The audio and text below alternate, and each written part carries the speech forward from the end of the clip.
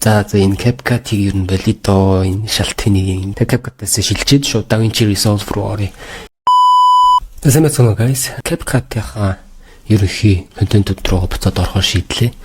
Ерөнхийдөө тэгээд өрөөл бусад хүмүүсийн контентыг үзээд ингээд сэтгэлдээ хилээд ингээд явах нь ер нь сонирхолтой байж болох л санагдсан. Гэхдээ магадгүй та хэдэд өөр төрлийн контент нэгсэн болохоор би юу яагаад байна л та ингээд ямар төрлийн контент хийгээд байвал миний YouTube дээр байгаа үзэгчид маань илүү таалагдах юм болоо гэдэг зүйлийг би их бодож байна л та. Тэгээд янз янзаар хийгээд үзье.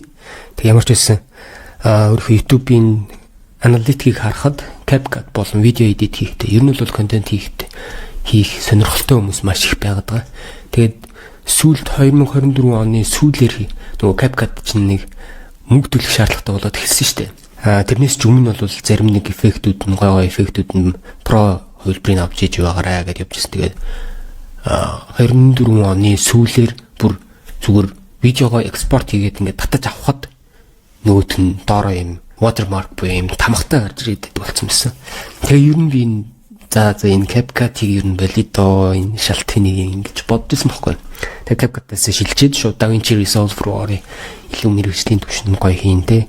Яг хоо CapCut-ийн гоё юм нь болохоор зэрэг хялбар байгаад түргэн хугацаанд ингээд хийх боломжтой учраас тэрний их гоё.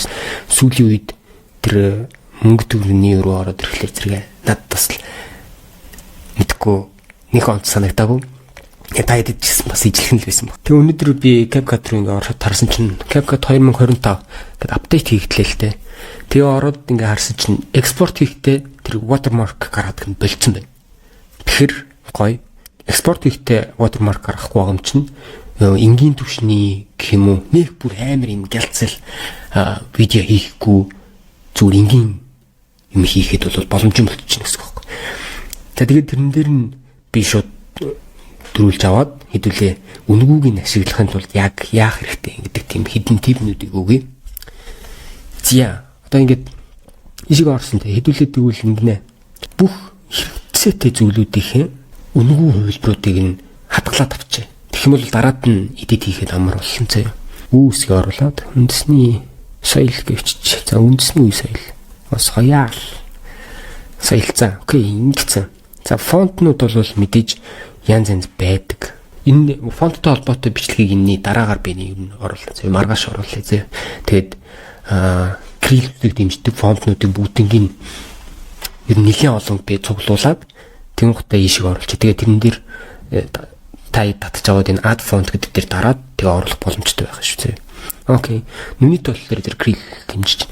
За хэдүүлэн стайлыг бол за өөртөө хийж болно. Гэхдээ эффектнүүд дээр бас пронууд байгаа шүү дээ, тийм.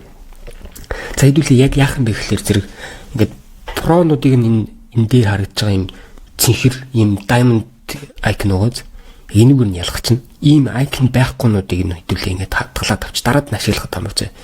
За энэ art гэсэн энэ хамгийн ихний энэ дээдлийн игнэнээс за энийг заяа. Энийг би хадгалах юм бол дээр нь удаан дарчна. Тэнгуут ийм хадгалсан тэмдэг saved болчихж байгааз ингээд бүгднийг ингэж ингээд хадгалаа явуучих юм бол дараад нь энэ ийшиг орж ирээд энэ нөгөө нэг үнгүүгээ хайгаад авахгүйгээр хамгийн ихэнд байгаа одоо энэ хөдөлж байгаагийн хамгийн ихэнд байгаа энэ дээр дарангууд нөгөө хадгалснууд маань ингээд гараад ирнэ гэсэн үг.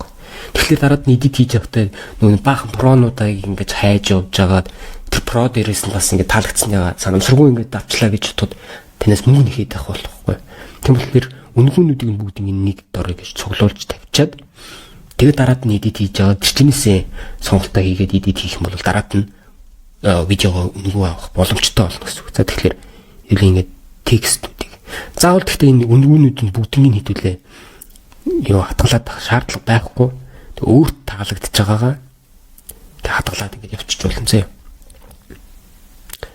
За тэрнтэй адилхан бас анимашн хэсэг тэр бүхэл зүйл дээр нь ингээд хадгалаад ингээд явчих. За анимашныг хадгалж болохгүй юм шиг байна. За анимашныг бол ер нь тэгээд хайж агаад чинээсээ юмнаа гэсэн үг юм л та. Тэгэхээр цэнхэр биш. Дээрээ юм цэнхэр тэмдэглэгээгүй энгийнүүдийг нь ашиглах юм бол одоо дараад нь экспорт хийхэд чинь мөнгө нэхэхгүй гэсэн үг шүү заяа. За текст юм байж. За өөр стикерүүд байж болно тий. За стикерүүдээсээ ингээд хайж аваад түрүүнийхээ одоо энийг зүгийг хүртэл ингээд хадгалчих болно. Дараад нь урдлаасаа ингээд орж ирээд чинээсээ хэлж болж ч. Нэг юм. Энд нэг AI Pro болсон юм. Ер нь бол AI нэвтэрсэн байгаа. Тэгээ Pro дээр юм AI юу орж ирж байгаа юм байна. Окей, бисээ түрүүн буруу ойлгочихсон байсан байна.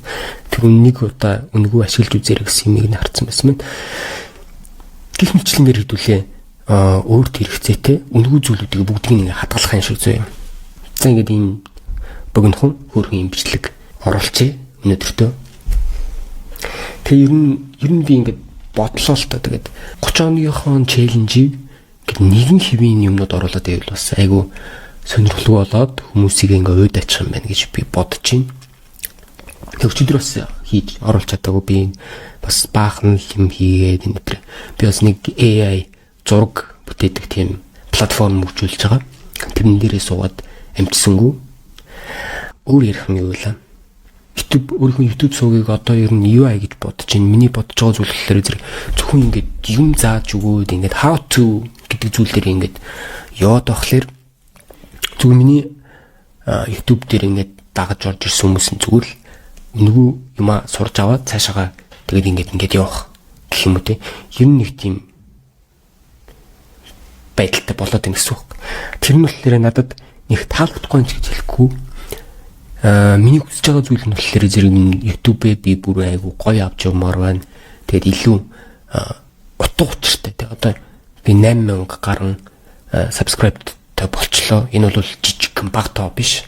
Маш их баярлж байгаа. Тэгээд энэ 8000 хүнд хүн бүгд нь хөрөх үедээ ингээд гоё байлгах айгу их хичээж ин. Тэгээд илүү би ингээд personal ингээд хувь хүнлаасаа гэх юм уу те. Ингээд өөрийгөө илүү гоё гаргадаг тийм контент хийжий гэж бодож байна. Тэгээд энэс цаашаа ер нь ингээд нэг юм өөр юм бодол санаа тий. Тэгээд магадгүй өдөрт юу болж байгаа юм нэтрээ. Тэгээд магадгүй бас влог хийж ч магадгүй. Тэр юм бодсон юмнууд их байна. Тэгээд юу гэж бодож чинь та ингээд надтай санал бодол айгуу гоё сэтгэлдээ бас хуваалцж байгаасаа гэж би бас хүсэж байна. Өнөөдөр ямар ч байсан CapCut маань бол ийм watermark айлгсан гоё мэдээтэй. Тэгээ явандаа бол энэний араас би зүгээр ингээл суужгаад за энэ ингэдэг гэдэг ийм how to гэсэн илүү нэг бүр арай үзэхэд илүү сонирхолтой маягаар ингээд багаар айгуу гоё иймэрхүү контентуудыг оруулъя гэж энэ бодлоо. За тэгээд маргаашийн контентээр уулзъя.